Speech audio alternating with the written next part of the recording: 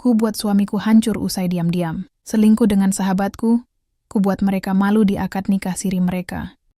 Aku, Aini, adalah seorang ibu tunggal yang bekerja keras demi keluargaku.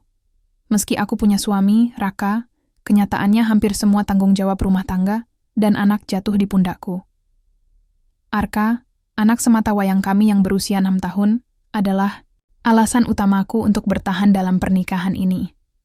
Kehidupan kami tidak sempurna, tapi dulu aku selalu berpikir bahwa selama kami bisa saling mendukung, segalanya akan baik-baik saja. Namun, beberapa bulan terakhir, aku merasa ada sesuatu yang berubah. Raka, yang biasanya tenang meski kadang cuek, mulai sering marah-marah tanpa alasan yang jelas. Bahkan, dia sering pulang larut malam dengan alasan pekerjaan. Papa jarang. Di rumah, Ma, kata Arka suatu hari sambil memandangiku dengan mata polosnya. Hatiku langsung terasa perih. Aku mencoba meyakinkan dirinya bahwa Papa sedang bekerja keras untuk keluarga kita, tapi dalam hati aku sendiri mulai ragu. Pekerjaanku sebagai supervisor di sebuah perusahaan swasta juga tidak mudah. Aku harus mengatur waktu antara kantor, rumah, dan urusan sekolah Arka. Untungnya, aku punya Nisa, sahabat dekatku sejak kuliah. Dia sering datang ke rumah untuk membantu menjaga Arka saat aku harus lembur atau rapat penting. Awalnya, aku sangat bersyukur punya sahabat seperti Nisa. Dia selalu ada di saat-saat sulit, bahkan ketika aku merasa tidak ada yang bisa kupercaya lagi. Namun, belakangan ini aku merasakan ada yang aneh dengan kedekatan Nisa dan Raka. Mereka tampak terlalu akrab, tertawa bersama di ruang tamu tanpa melibatkanku. Kadang-kadang, aku menangkap tatapan mereka yang seperti menyembunyikan sesuatu. Tapi aku selalu berusaha menepis pikiran buruk itu. Bagaimana mungkin sahabatku sendiri tega mengkhianatiku? Lagi pula, Raka adalah suamiku. Aku percaya padanya, setidaknya sampai sekarang. Hari-hariku kini dipenuhi rasa cemas dan curiga. Aku mencoba fokus pada pekerjaan dan Arka, tapi bayangan tentang Nisa dan Raka terus menghantui. Apakah aku hanya terlalu lelah, atau memang ada sesuatu yang salah? Hari-hari terus berlalu, tapi perasaan tidak nyaman di hatiku semakin kuat. Nisa masih sering datang ke rumah dengan alasan ingin membantu menjaga Arka, atau sekadar menemani aku yang sering lelah setelah bekerja. Awalnya aku benar-benar menghargai kehadirannya. Tapi belakangan ini, aku mulai merasakan ada sesuatu yang tidak beres antara dia dan Raka. Beberapa kali aku melihat mereka tertawa bersama di ruang tamu saat aku sedang sibuk di dapur. Kadang-kadang, aku mendengar suara tawa mereka dari kamar. Tempat Raka biasanya bekerja menggunakan laptop. Aku mencoba meyakinkan diri bahwa tidak ada yang salah. Mungkin mereka hanya bercanda seperti teman biasa. Tapi entah kenapa, ada sesuatu dalam interaksi mereka yang terasa berbeda. Suatu sore, setelah selesai memasak makan malam, aku keluar dari dapur dan melihat Nisa duduk di sofa sambil tersenyum pada Raka. Raka sendiri tampak santai, bahkan lebih rileks daripada biasanya saat berada di dekatku. Aku memperhatikan mereka diam-diam dari balik pintu dapur. Hatiku mulai dipenuhi rasa cemas. "Jadi kamu benar-benar bisa?" tanya Nisa dengan nada suara pelan. "Tentu saja. Aku sudah janji, kan?" jawab Raka dengan senyum tipis. Aku tidak bisa mendengar jelas apa yang mereka bicarakan karena volume suara mereka sangat rendah. Tapi percakapan itu membuatku semakin curiga. Apa yang mereka bicarakan? Kenapa mereka terlihat begitu akrab? Ketika aku akhirnya masuk ke ruang tamu, suasana langsung berubah. Nisa buru-buru bangkit dari sofa dan berkata, "Aduh, sudah hampir maghrib, ya? Aku harus pulang nih. Terima kasih banyak sudah ngajak makan, Kak." Dia tersenyum padaku. Tapi aku merasa ada sesuatu yang disembunyikannya. Setelah Nisa pergi, aku mencoba bertanya pada Raka. "Tadi kalian ngobrolin apa?" tanyaku santai, berusaha menyembunyikan rasa penasaranku. Raka hanya mengangkat bahu tanpa menatapku. "Nggak ada apa-apa. Nisa cuma cerita soal pekerjaannya," katanya dingin. Aku ingin memprotes. Tapi aku tahu Raka tidak akan memberiku jawaban lebih jelas jika aku mendesaknya. Akhirnya, aku hanya diam dan mencoba meyakinkan diri bahwa aku hanya terlalu sensitif. Lagi pula, Nisa adalah sahabat dekatku. Bagaimana mungkin dia tega mengkhianatiku? Namun, semakin sering aku melihat interaksi mereka, semakin sulit bagiku untuk menepis rasa curiga itu. Bahkan Arka mulai menyadari kedekatan mereka. Suatu hari Arka bertanya padaku, "Mama, kenapa Papa lebih sering ketawa sama Tante Nisa daripada sama Mama?" Pertanyaan itu membuat dadaku sesak. Aku tidak tahu harus menjawab apa. Aku hanya bisa mengelus kepala Arka dan berkata, "Papa, lagi capek, Nak. Jadi dia butuh teman ngobrol." Tapi dalam hati, aku mulai meragukan hubungan kami bertiga. Apakah aku hanya terlalu lelah? Atau memang ada sesuatu yang sedang terjadi di balik punggungku? Hari itu, aku sedang sibuk menyelesaikan laporan mingguan di kantor. Pikiranku masih dipenuhi oleh kecurigaan tentang Nisa dan Raka. Setiap kali aku mencoba fokus pada pekerjaan, bayangan mereka tertawa bersama terus muncul di benakku. Aku mulai merasa lelah, bukan hanya fisik, tapi juga mental. Saat jam istirahat tiba, aku memutuskan untuk mengambil secangkir kopi di pantry kantor. Di sana, aku bertemu dengan Dina, salah satu rekan kerjaku yang cukup dekat denganku. Dia tampak sedikit ragu sebelum akhirnya mendekatiku. "Aini, kamu udah dengar kabar soal suamimu?" Tanya Dina pelan, hampir berbisik. Aku langsung menoleh padanya dengan rasa penasaran bercampur cemas. "Kabar apa? Ada apa sama Raka?" Tanyaku balik, berusaha tetap tenang meski hatiku mulai berdebar. Dina menghela napas sejenak sebelum melanjutkan. Katanya, dia bakal nikah siri sama wanita lain. Katanya pelan. Aku merasa seperti ada petir menyambar tubuhku. Dunia rasanya berhenti berputar sesaat. "Apa? Siapa bilang?" Tanyaku. Suaraku bergetar meski aku berusaha menahan emosi. "Kemarin aku dengar dari teman di divisi lain. Katanya, ada orang yang lihat dia lagi ngurusin surat-surat nikah siri. Tapi aku nggak tahu pasti siapa calonnya," lanjut Dina. Aku tidak bisa berkata apa-apa. Otakku langsung dipenuhi berbagai kemungkinan buruk. Apakah ini benar? Apakah Raka benar-benar akan menikah lagi tanpa memberitahuku?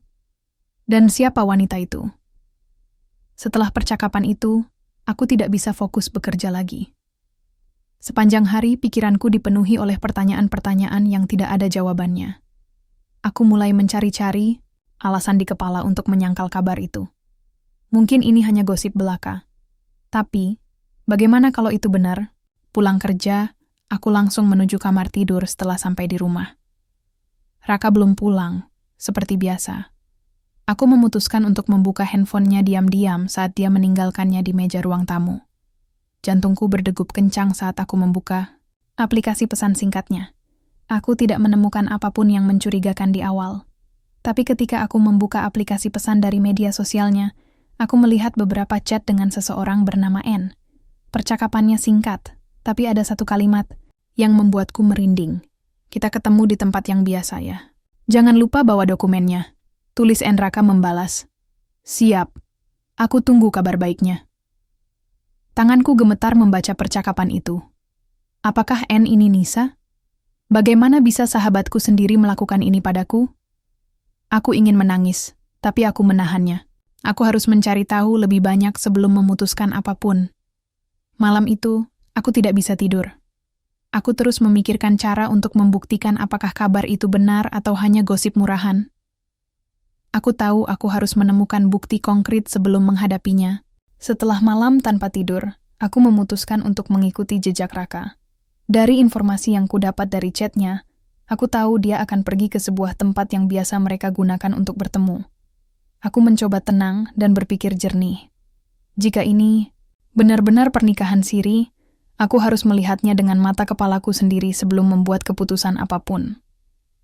Pagi itu, aku memberitahu Arka bahwa aku harus bekerja lebih awal dan meninggalkannya di rumah tetangga yang sering menjaga anak-anak di kompleks. Hatiku terasa berat saat melihat senyum polos Arka yang tidak tahu apa-apa. Tapi aku tidak punya pilihan lain.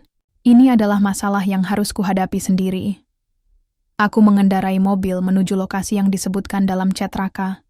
Tempat itu ternyata sebuah gedung kecil di pinggiran kota yang sering digunakan untuk acara keluarga atau pertemuan kecil. Aku sampai di sana sekitar pukul 10 pagi, tapi suasana sudah sunyi. Hanya ada beberapa orang yang tampaknya sedang membersihkan ruangan setelah acara. Aku langsung masuk tanpa ragu. Hatiku dipenuhi campuran rasa takut, marah, dan penasaran. Saat aku melangkah ke ruang utama, aku melihat dua sosok yang sangat kukenal. Raka dan Nisa sedang duduk bersama di sudut ruangan. Mereka masih mengenakan pakaian formal, seperti baru saja selesai dari sebuah acara penting. Raka, Nisa. Panggilku pelan, suaraku bergetar, karena emosi yang sulit kutahan. Mereka berdua menoleh ke arahku dengan ekspresi terkejut. Raka tampak panik, sementara Nisa hanya diam dengan wajah pucat. "Aini? Kenapa kamu di sini?" Tanya Raka. Mencoba terdengar, tenang, meski aku bisa melihat ketakutan di matanya. Aku yang harusnya bertanya, "Apa yang kalian lakukan di sini?" Bentakku, suaraku semakin keras. Nisa akhirnya membuka suara. "Aini, dengar dulu. Ini tidak seperti yang kamu pikirkan. Tidak seperti yang kumaksud? Kalian sudah menikah siri, kan? Di belakangku, di belakang Arka." Balasku, air mata mulai mengalir deras di pipiku. Raka mencoba menjelaskan. "Aini, ini bukan urusanmu. Ini demi masa depan kami." "Apa? Masa depan kalian? Bagaimana dengan aku? Bagaimana dengan Arka, anakmu Raka? Apa kau tidak memikirkannya sama sekali?" Teriakku histeris. Aku tidak bisa menahan amarahku lagi. Dengan langkah cepat, aku mendekati Raka dan menamparnya keras. Suara tamparanku bergema di ruangan yang sudah sepi itu. "Kamu bajingan. Kamu pengkhianat. Bagaimana bisa kau melakukan ini padaku? Dan kamu?" Aku menoleh ke arah Nisa yang tampak gemetar. "Kamu sahabatku Nisa. Bagaimana bisa kau tega mengkhianatiku seperti ini?" Nisa hanya menunduk, tidak berani menatap mataku. Aku merasa hancur, dikhianati oleh dua orang yang paling kupercayai di dunia ini. "Kalian tidak pantas bahagia. Lihat apa yang kalian lakukan pada keluargaku, pada Arka." Teriakku lagi, suaraku pecah karena tangis. Raka mencoba memegang lenganku, tapi aku menepisnya dengan kasar. "Jangan sentuh aku. Aku tidak ingin melihat wajahmu lagi. Pergi sana, hiduplah bersama wanita pengkhianat ini. Tapi ingat, kau sudah kehilangan Arka selamanya." Nisa akhirnya angkat bicara. Suaranya bergetar. "Aini, maafkan aku. Aku tidak bermaksud menyakitimu." "Cukup. Aku tidak mau mendengar alasan kalian." Balasku sambil menatap mereka penuh kemarahan. Aku berbalik dan berlari keluar dari ruangan itu. Tubuhku gemetar hebat dan air mata terus mengalir tanpa henti. Aku tidak tahu bagaimana caranya pulang. Yang aku tahu, hidupku sudah runtuh. Setelah meninggalkan gedung itu, aku duduk di dalam mobil dengan tubuh gemetar. Kepalaku penuh dengan kemarahan, kecewa, dan rasa malu yang tak terkira. Bagaimana bisa dua orang yang paling kupercayai di dunia ini mengkhianatiku sedemikian rupa? Tapi di tengah semua kekacauan ini, satu hal menjadi jelas di benakku. Aku tidak bisa membiarkan mereka lolos begitu saja tanpa konsekuensi.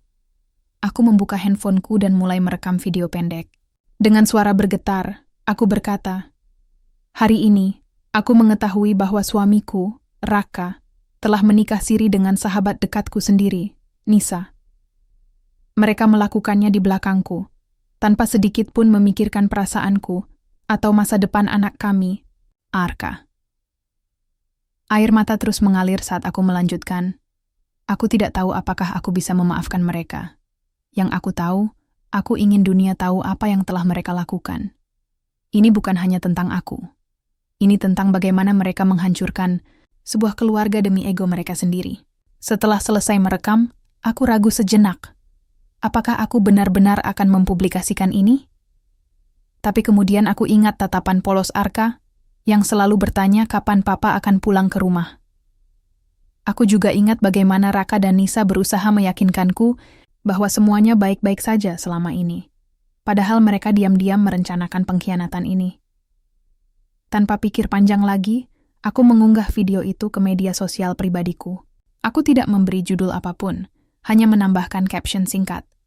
Ketika kepercayaan hancur oleh orang-orang yang kau cintai. Beberapa jam setelah unggahan itu, aku mulai menerima notifikasi dari handphoneku. Awalnya hanya beberapa like dan komentar dari teman dekat. Tapi tak lama kemudian, video itu mulai dibagikan secara luas. Orang-orang di media sosial mulai membicarakannya. Bahkan ada yang menyebut nama Raka dan Nisa secara terbuka. Aku membaca beberapa komentar yang masuk. Ada yang mendukungku, mengatakan bahwa aku kuat karena berani mengungkap kebenaran. Namun, ada juga yang mencibir, mengatakan bahwa aku terlalu dramatis atau hanya mencari perhatian. Tapi aku tidak peduli. Yang penting bagiku adalah membuat mereka bertanggung jawab atas apa yang telah mereka lakukan. Malam itu, ketika aku pulang ke rumah, aku mendapati telepon genggamku dipenuhi panggilan tak terjawab dan pesan dari keluarga besar. Bibiku, yang biasanya jarang menghubungi, meneleponku dengan nada marah. "Aini, apa yang kau lakukan? Kenapa kau sebar aib keluarga seperti ini?" Bentaknya. "Aku hanya ingin kebenaran terungkap, Bibi. Raka dan Nisa sudah menghancurkan hidupku. Apakah aku harus diam saja?" Balasku, suaraku masih bergetar, meski aku berusaha tetap tegar. Di tengah semua kekacauan itu, aku tiba-tiba mendapat kabar bahwa atasan Raka sudah melihat video tersebut. Beberapa rekan kerjanya juga mulai membicarakannya. Kabar ini membuatku merasa lega, meski hanya sedikit. Akhirnya, Raka akan merasakan akibat dari perbuatannya. Namun, aku juga tahu bahwa ini baru permulaan. Video itu tidak hanya akan menghancurkan reputasi Raka dan Nisa, tapi juga akan membawa dampak besar pada kehidupan mereka. Dan aku hanya bisa menunggu apa yang akan terjadi selanjutnya. Hari-hari setelah video itu viral, terasa seperti mimpi buruk bagi semua orang yang terlibat. Dunia maya dipenuhi dengan perbincangan tentang pengkhianatan Raka dan Nisa. Banyak orang yang mengutuk tindakan mereka, tapi ada juga yang mencoba membela mereka, meskipun jumlahnya sedikit. Aku sendiri tidak bisa berhenti memantau media sosial. Setiap kali aku membuka aplikasi, ada saja komentar baru atau artikel yang membahas kejadian ini. Beberapa rekan kerja Raka bahkan mulai memberikan kesaksian anonim di forum online, mengungkap sifat asli Raka yang sering emosional dan sulit diajak bekerja sama.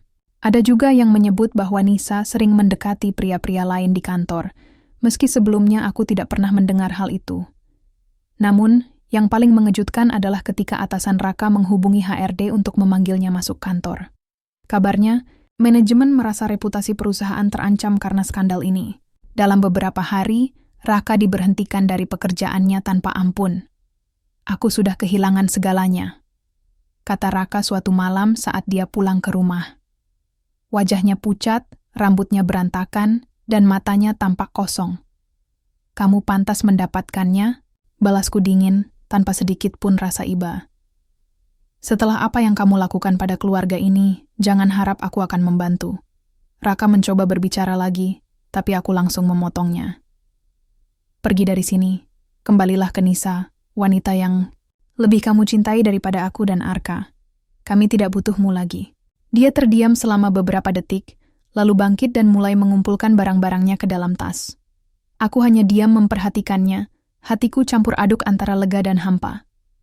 Setelah beberapa menit, dia berdiri di depan pintu, menatapku untuk terakhir kalinya. "Aku minta maaf, Aini, tapi aku tidak bisa menahan perasaanku pada Nisa," katanya pelan. Suaranya terdengar seperti seseorang yang sudah kehilangan arah. "Simpan permintaan maafmu untuk dirimu sendiri," balasku tajam. Dia mengangguk pelan, lalu pergi tanpa menoleh lagi. Pintu tertutup dengan bunyi keras, meninggalkan kesunyian yang mencekam di dalam rumah. Aku duduk di sofa, mencoba mencerna apa yang baru saja terjadi. Akhirnya, Raka benar-benar pergi. Beberapa hari kemudian, aku mendapat kabar bahwa Nisa juga mengundurkan diri dari pekerjaannya. Entah karena tekanan publik, atau karena dia tidak tahan dengan tatapan sinis dari rekan-rekannya. Kabarnya, dia dan Raka memutuskan untuk pindah ke kota lain demi menjauh dari sorotan. Meski begitu, aku tidak merasa puas. Hidupku tidak serta-merta kembali seperti semula. Arka masih bertanya-tanya di mana ayahnya, dan aku harus berbohong dengan mengatakan bahwa Papa sedang bekerja di tempat yang jauh. Setiap kali aku melihat wajah polosnya, hatiku terasa perih. Tapi di tengah semua kekacauan ini, aku menyadari satu hal. Aku tidak boleh menyerah. Aku harus tetap kuat demi Arka.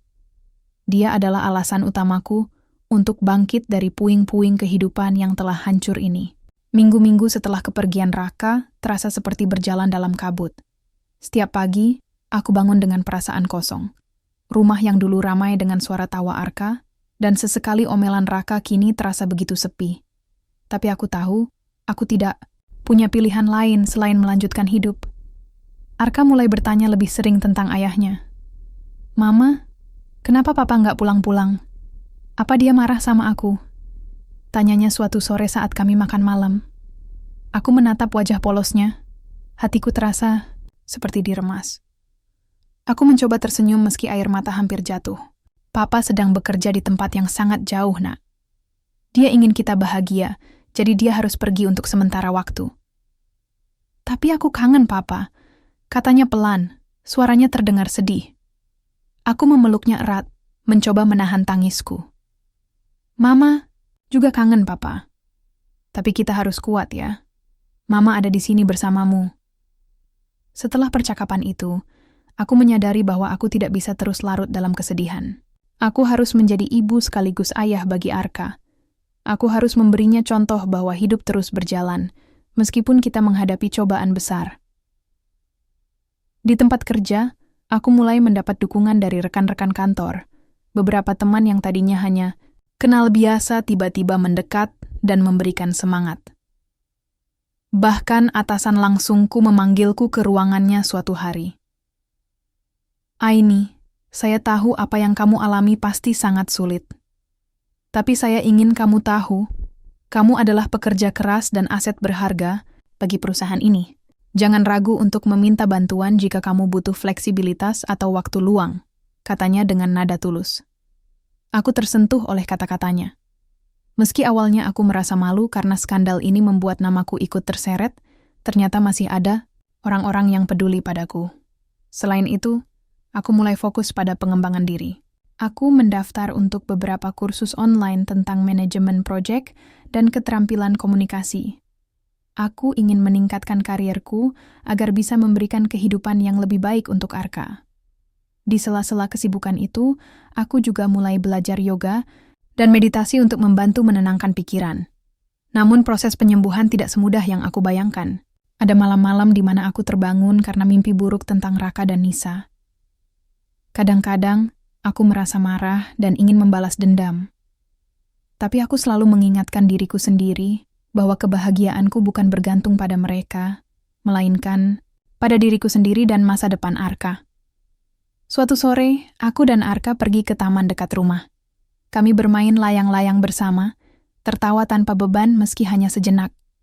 Saat itulah aku menyadari bahwa meski duniamu runtuh, selalu ada momen-momen kecil yang bisa membuatmu merasa hidup lagi. Mama, aku senang kita main bareng, kata Arka dengan senyum lebar. Aku mengusap kepalanya lembut. Mama juga senang, Nak. Kita akan selalu ada untuk satu sama lain ya. Iya, Ma. Kita tim hebat, balasnya riang. Saat itu, aku merasakan secercah harapan untuk pertama kalinya sejak kejadian itu. Mungkin aku belum sepenuhnya sembuh, tapi aku tahu aku sedang berada di jalur yang benar. Setahun telah berlalu sejak kejadian itu. Banyak hal telah berubah dalam hidupku, baik yang aku sadari maupun yang tidak. Aku bukan lagi wanita yang dulu hanya bergantung pada Raka untuk segalanya. Aku kini menjadi ibu tunggal yang lebih kuat, mandiri, dan percaya diri. Di tempat kerja, usahaku untuk terus belajar akhirnya membuahkan hasil. Setelah menyelesaikan beberapa kursus online, aku dipromosikan menjadi supervisor senior di perusahaan. Tanggung jawab baruku membawa tantangan baru, tapi aku merasa lebih puas dengan pencapaian ini. Selain itu, aku juga mulai menulis blog tentang pengalaman hidupku sebagai ibu tunggal. Melalui tulisan-tulisan itu, aku berbagi cerita tentang bagaimana aku bangkit dari kehancuran dan menemukan kebahagiaan baru. Blogku bahkan mulai mendapatkan banyak pembaca, dan beberapa di antaranya mengirim pesan pribadi untuk mengucapkan terima kasih karena telah menginspirasi mereka. Arka tumbuh semakin besar. Dia kini berusia 7 tahun dan mulai menunjukkan ketertarikan pada olahraga serta seni. Setiap hari sepulang sekolah, dia selalu bercerita tentang teman-temannya atau aktivitas yang ia ikuti.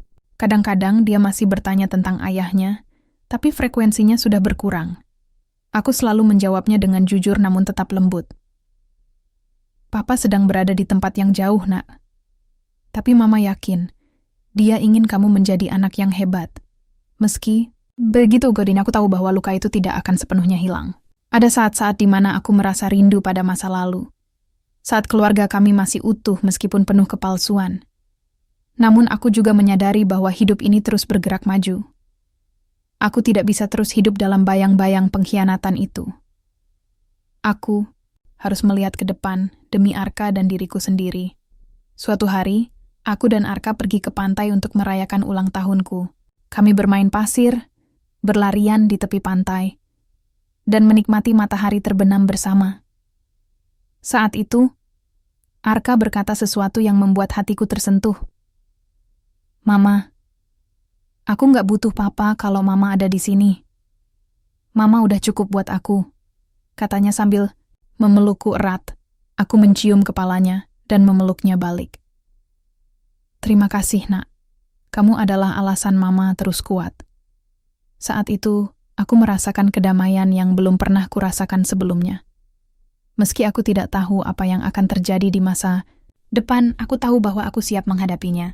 Aku telah belajar bahwa kebahagiaan tidak datang dari orang lain, melainkan dari diri sendiri dan cara kita memandang kehidupan.